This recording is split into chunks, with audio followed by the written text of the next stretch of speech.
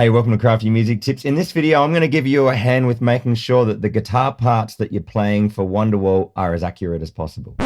Wait a minute, what do you mean accurate? Like the way that I play it is just like the way that I feel. Who cares if it's exactly the same as Oasis? Yes, now that's a fair point. If you're choosing to make the differences with how you're playing the song, well then, I guess, go for it. Do whatever you like. But there's people that I come across far and wide, all at different levels actually, and I can just tell they don't actually know how the song goes. So if this can help you out, I hope it does. Let's get into it. Anyway, here's Wonderwall. Okay, so first let's look at the fretting hand, which for me is my left hand. Now, if you just go on to Ultimate Guitar or something like that, it'll tell you that it's an E minor, G, D, A. Now, that would sound okay.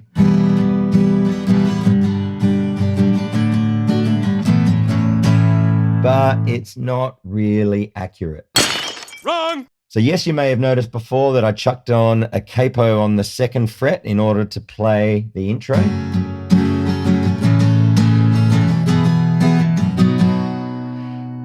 But I wasn't playing those particular chords. What? Now, before I show you the exact chord positions that I do use, well, I know that there's some of you out there that'll be going, well, look, you don't need a capo. Playing with a capo is lazy. You can just play it with bar chords. So it'll be an F sharp minor, and then an A, and then an E, which, you know, maybe that E or that one, to a B of some kind, maybe that one. But that's not how Oasis played it. Although it is great that if you do need to play it in the original key and you don't have a capo, do that. Do it. But yes, in order to play Wonderwall accurately, you will need a capo and you'll need to put it on your 2nd fret. And you'll need to play E minor, G, D, and A. But basically, all you're doing is you're making sure that these 2 fingers, the 3rd finger on the 3rd fret of the B string and the pinky, which is on the 3rd fret of the high E string. Now, actually, is it 3rd fret? It's 3rd fret according to the capo. If this was 0, then that would be 1, that would be 2, that would be 3. But if you took the capo away, that would be on the 5th fret. Either way, you need these 2 notes to be added to your E minor and your G and your D and your A. So it's starting to sound like Wonderwall, right?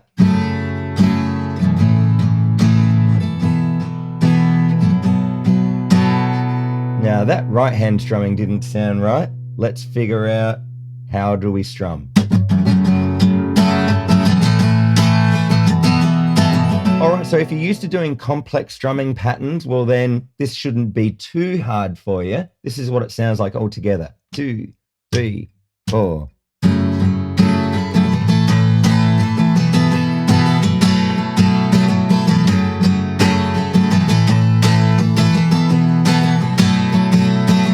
Now, Noel Gallagher, he varies his strumming pattern subtly here and there. But if that comes across to you like something that you reckon is way far out of your grasp, well, I'll give you a few little steps to being able to develop that strumming pattern. All you have to do is make a game of it. Okay, so the first thing that's a bit weird about the strumming pattern is when the fretting hand is changing, because that can sort of put you off where you're up to. Now, what I'm getting at here, if you look at it really closely, the E minor chord, the E minor 7, is the only one in the chord progression that changes at a strong beat. 1, 2, 3, 4.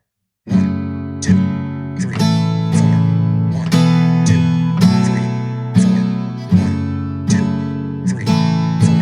1, 2, 3. All right, how's that? Weird, huh? Notice how that E minor was the only one that was played on a strong beat. So let's just try that again. 1, 2, 3, 4. 1, 2, 3, 4. 1, 2, 3, 4. 1, 2, 3, 4. 1, 2,